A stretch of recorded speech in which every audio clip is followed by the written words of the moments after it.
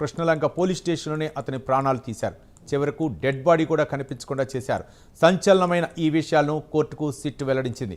Sai కృష్ణది lockup డెత్గా తేల్చింది.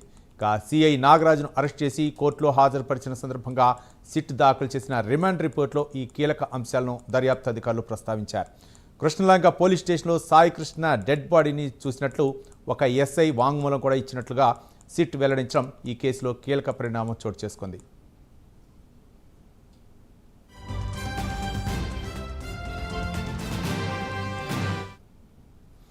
మే 6వ తేదీన Sai కృష్ణను మార్కాపురంలో task force పోలీసులు అదుపులోకి తీసుకున్నారు. ఇక కృష్ణలంక పోలీసులకు అప్పగించారు. ఆ తర్వాతే అసలు కథ నడిచింది.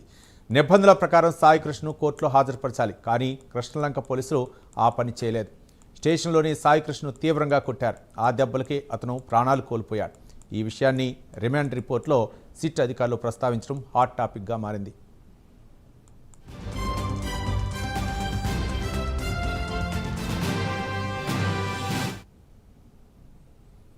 రిమాండ్ రిపోర్ట్లో సిఐ నాగరాజు ప్రవర్తనపైన అనేక అంశాలను ప్రస్తావించారు. దర్యాప్తునకు సహకరించలేదని, సిట్ వేసిన ప్రశ్నలకు పొంతలేని సమాధానాలు చెప్పారని, కృష్ణలంక పోలీస్ స్టేషన్లో సాక్ష్యాలను కూడా మాయం చేశారని సంచలన ఆరోపణలు చేసింది సిట్.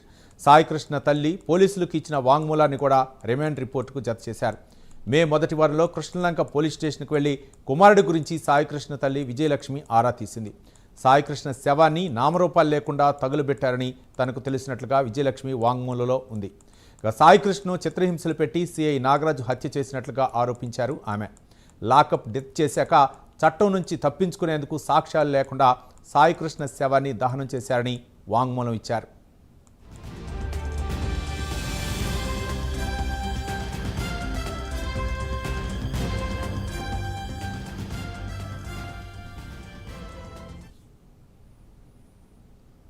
కృష్ణలంకలో సంచలనం సృష్టించిన సాయి కృష్ణ మొత్తానికైతే మాత్రం అది లాకప్ డెత్గా సిట్ అయితే తేల్చింది. ఇదే అంశాన్ని కోర్టుకు కూడా తెలిపారు.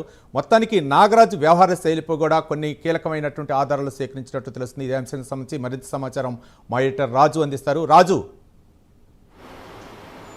రైట్ రవి, మొత్తానికి మనం చూస్తున్నాం కృష్ణలంకకి సంబంధించినటువంటి సాయి కృష్ణ వ్యవహారం ఏదైతే ఉందో ఇది ప్రస్తుతం హాట్ టాపిక్గా ఉన్నటువంటి పరిస్థితి. అసలు అతను ఏమయ్యాడు అనేటటువంటి దాని మీద జరుగుతున్నటువంటి ప్రచారానికి ఆయన లాకప్ డెత్ అయ్యాడు అనేటటువంటి అంశాన్ని సిట్ తేల్చింది.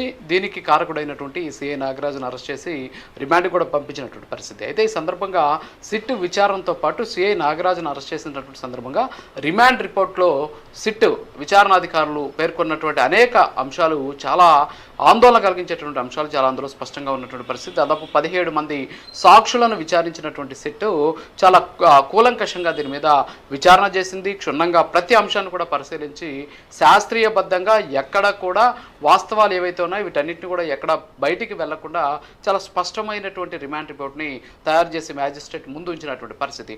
ప్రైమ్ లైన్ స్క్రీన్ మీద మనం చూస్తున్నాం. అదే సాయికృష్ణకి సంబంధించినటువంటి కేసులో నాగరాజుని అరెస్ట్ చేసినటువంటి సందర్భంలో ఇచ్చినటువంటి రిమాండ్ రిపోర్ట్. ఆ రిమాండ్ రిపోర్ట్ ప్రకారం ఏమవుతుంది అంటే మీరు ఇందాక చెప్పినట్టు ఈ సాయి కృష్ణ అనేటటువంటి పర్సన్ మీద కృష్ణలంక పిఎస్లో ఎన్డీపీఎస్ యాక్ట్ కింద ఒక కేసు, అలాగే ఇంకొక కేసు వచ్చేసి చిల్లకల్లు పిఎస్లో ఒక హత్య కేసు ఉంది. దానికి నిందితుడిగా ఉన్నాడని చెప్పేసి 6/5/2026 అంటే మే 6వ తేదీన ఉదయం 7 గంటలకి ప్రకాశం జిల్లా మార్కాపురంలో ఇతన్ని పోలీసులు విజయవాడ సిటీ టాస్క్ ఫోర్స్ పోలీసులు అరెస్ట్ చేశారు. అరెస్ట్ చేసి మార్కాపురం నుంచి విజయవాడకు తీసుకొచ్చి అదే రోజు ఉదయం కృష్ణలంకకు సంబంధించినటువంటి పోలీసులకు సిఐ నాగరాజుకు సాయి కృష్ణ అప్పగించామని చెప్పేసి వాళ్ళు చెప్పినటువంటి పరిస్థితి. కేవలం అతనే కాకుండా అతని సెల్ ఫోన్ కూడా అప్పగించినటువంటి పరిస్థితి. అయితే 24 గంటల లోపల అతన్ని కోర్టు ముందు హాజరుపరచాలి, కానీ కోర్టు ముందు హాజరుపరచలేదు. దీంతో ఆందోళన చెందినటువంటి ఆయన తల్లి అయినటువంటి విజయలక్ష్మి కృష్ణలంక పోలీస్ స్టేషన్కి వెళ్తే అప్పుడు లాకప్లో సాయి కృష్ణ కాళ్ళు కట్టేసి ఉన్నాయని చెప్పేసి, అలాగే ఒంటి మీద తీవ్రమైనటువంటి గాయాలు ఉన్నాయని, అతను స్పృహలో లేని పరిస్థితిలో ఉన్నాడని చెప్పేసి గుర్తించినటువంటి తల్లి సిఐని ప్రతిమలాడితే సిఐ నీ కొడుకు చచ్చిపోయాడు, దిక్కున్న చోటు చెప్పుకొని చెప్పేసి బెదిరించినట్టు ఆమె ఇచ్చినటువంటి వాంగ్మూలంలో కూడా తెలిసింది. అయితే ఇక్కడ మనకు ముఖ్యంగా ఏంటంటే సాక్ష్యాధారాలు ధ్వంసం చేయడం.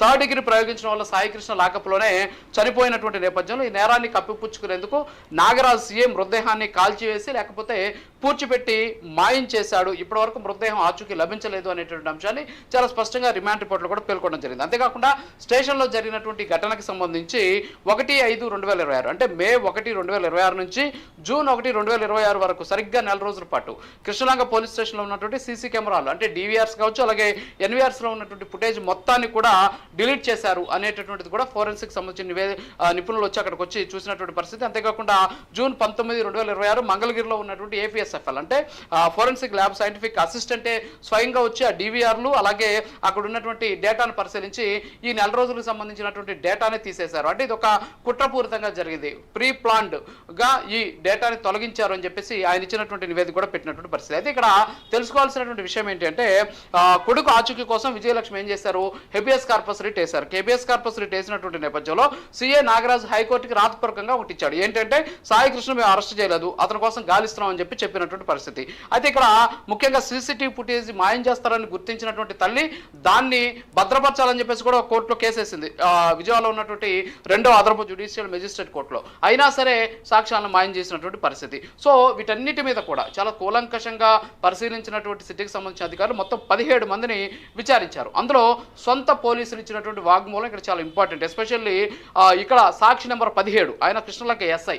ఇక్కడ ఈ కేసుకు సంబంధించి ఫ్లిప్కార్ట్కి సంబంధించినటువంటి ఒక పార్సిల్ అనేది చాలా కీలకం. మరి ఎందుకంటే అది తీసుకునేందుకు అంటే మే 6వ తేదీ 8వ తేదీ మధ్యలో ఒక ఫ్లిప్కార్ట్కి సంబంధించి డెలివరీ ప్యాకెట్లు తీసుకునేదానికి ఈ SI స్టేషన్కి రావడం, ఆ టైంలో సాయి కృష్ణ లాకప్లో ఉన్నటువంటి విషయాన్ని ఇతను చూశాను అని చెప్పేసి సిటీకి ఆయన ఇచ్చినటువంటి పరిస్థితి వాంగ్మూలం. అలాగే 11వ నెంబర్ సాక్షి 13వ నెంబర్ సాక్షి అంటే మహిళా కానిస్టేబుల్ హిమజాని ఆమె ఇచ్చినటువంటి రిపోర్టు ప్రకారం మే 6న సాయి కృష్ణ స్టేషన్కి ఎవరైతే తీసుకొచ్చారు అంటే విజయవాడకు సంబంధించినటువంటి టాస్క్ ఫోర్స్ పోలీసులు తీసుకొచ్చినటువంటి సందర్భంలో అతని కస్టడీకి అప్పగించిన సందర్భంలో అతనికి సంబంధించినటువంటి సెల్ ఫోన్ని తీసుకొని దాన్ని నాగరాజుకి తనే స్వయంగా అప్పగించానని చెప్పేసి ఆమె మాట్లాడింది. అంటే నాగరాజుని ఇక్కడ సాయికృష్ణ అరెస్ట్ చేసింది కరెక్టే, తీసుకొచ్చి నాగరాజుకి అప్పగించింది కరెక్టే, దానికి అవసరమైనటువంటి పోలీసు వాంగ్మూలం దొరికింది. అలాగే LW12 అంటే ఇక్కడ సాక్షి నెంబర్ 12 హెడ్ కానిస్టేబుల్ ఇచ్చినటువంటి వాంగ్మూలం మేరకు తను డ్యూటీ ఆఫీసర్లో ఉన్న సమయంలో సాయికృష్ణ CAకి అప్పగించినటువంటి విషయం తనకు తెలుసు అని చెప్పేసి కూడా ఆయన అక్కడ వాంగ్మూలం ఇచ్చినటువంటి పరిస్థితి. సో వీటన్నిటిని బట్టి చూస్తే అతన్ని అరెస్ట్ చేసి తీసుకొచ్చినటువంటి ఏదైతే టాస్క్ ఫోర్స్ పోలీసులు ఆయన నాగరాజుకి అప్పగించారు. నాగరాజుకి అప్పగించిన తర్వాత ఆయన నాగరాజు అధీనంలో ఉన్నటువంటి ఏదైతే సెల్లోనే ఉన్నాడు. సో కాబట్టి దీనికి బాధ్యత నాగరాజే ఉండాల్సినటువంటి పరిస్థితి. అయితే ఇక్కడ పోలీసులు రిమాండ్ రిపోర్ట్లో అనేక అంశాలను చెప్పినటువంటి నేపథ్యంలో విచారణకు అతను ఏమాత్రం సహకరించడం లేదు, పొంతం లేని సమాధానం చెప్తున్నాడు. దీంతో పాటు మృతదేహాన్ని ఎక్కడ పడేశాడో తెలియదు, ఎలా మాయం చేశాడంటే సమాధానం చెప్పడం లేదు. ఈ నేరంలో అతనికి ఇంకా ఎవరెవరు సహకరించారనేటువంటి విషయాల గురించి మేము ఎంత ప్రశ్నించా కూడా ఆయన ఆన్సర్ చెప్పట్లేదు. సో కాబట్టి ఇతను బయట ఉంటే సాక్షులను బెదిరించేటువంటి అవకాశం ఉంది. ఇందులో సొంత పోలీస్ స్టేషన్కి సంబంధించినటువంటి కానిస్టేబుల్ పోలీసులు కూడా ఉన్నారు కాబట్టి వాళ్ళని ఇంకా బెదిరించే అవకాశం ఉంది. కాబట్టి ఇతనికి రిమాండ్ ఇవ్వండి, అవసరమైతే మేము మళ్ళీ పోలీస్ కస్టడీకి తీసుకుంటామని చెప్పేసి ఆ రిమాండ్ రిపోర్ట్ ద్వారా చెప్పినటువంటి పరిస్థితి. అయితే ఇక్కడ తెలియాల్సినటువంటి విషయాలు ఏంటి అంటే నాగరాజు చాలా తెలివిగా వ్యవహరిస్తూ ఉన్నారు. ఎందుకంటే ప్రతి కేసుకి సంబంధించినటువంటి కేసులో ఒకవేళ ఈ ఘటనకు సంబంధించి అతను చంపేసిన తర్వాత మృతదేహానికి సంబంధించినటువంటి ఆనవాళ్ళు కంపల్సరీ కావాలి. సో ఇప్పుడు అవి లేవు కాబట్టి కేసుకు సంబంధించి వీక్ అవుతుంది, అతను ఎక్కడికి పారిపోయాడు లేకపోతే వెళ్ళిపోయాడు అని చెప్పేదానికి అవకాశాలు ఉంటాయి. కానీ ఇక్కడ తెలియకుండానే ఇంకొన్ని కుట్రల వల్ల ఏమైపోయింది, ఇంకొంచెం నేరాలు చేసేసారు. ఇక్కడ CC ఫుటేజ్ వెళ్ళిపోవడం, తీసేయడం, తర్వాత వచ్చేసి అతను CA అధీనంలోనే ఉండడం. సో ఇవన్నీ కూడా చూస్తూ ఉంటే ఇక్కడ కొన్ని అంశాలు అంటే CAకి శిక్ష పడకుండా ఉండేందుకే ఆయన నోరు మెదపడం లేదు అనేటటువంటి అంశాలు ఇక్కడ కనిపిస్తున్నాయి. ఎందుకంటే గతంలో మనం అనేక కేసుల్లో చూసాం, ఒకవేళ డెడ్ బాడీ కానీ లేకపోతే అసలు సాయి కృష్ణ చనిపోయాడని చెప్పేసి గ్యారంటీ ఏంటి అని చెప్పేసి ప్రశ్నించే అవకాశాలు ఉన్నాయి. దీంతో పాటు దానికి సంబంధించినటువంటి అనేక లీగాలిటీకి సంబంధించినటువంటి సమస్యలు వచ్చే అవకాశం ఉన్నాయి. కాబట్టి అందుకోసమే అతను నోరు విప్పట్లేదు అనేటువంటి వాదన కూడా వ్యక్తమవుతుంది. అయితే దీనికి సంబంధించి చాలా రకాలైనటువంటి నిబంధనలు కూడా ఉన్నాయి. లాస్ట్ సీన్ థియరీ అనేసి ఒకటి కావచ్చు, అలాగే నిందితుడు ప్రవర్తన conduct of the accused. So ఈ రెండిట్లో ఇక్కడ నాగరాజు దొరికిపోయినటువంటి పరిస్థితి. లాస్ట్ సీన్ థియరీ ఏంటి, సాయి కృష్ణ చివరిసారిగా బతుకున్నప్పుడు ఎవరు కస్టడీ ఉన్నాడు అంటే ఆయన CA కస్టడీ ఉన్నాడు, అది సొంత పోలీసులకు కూడా చెబుతూ ఉన్నటువంటి పరిస్థితి. కాబట్టి అతనికి ఏమన్నా అయినా సరే దానికి CAదే బాధ్యత.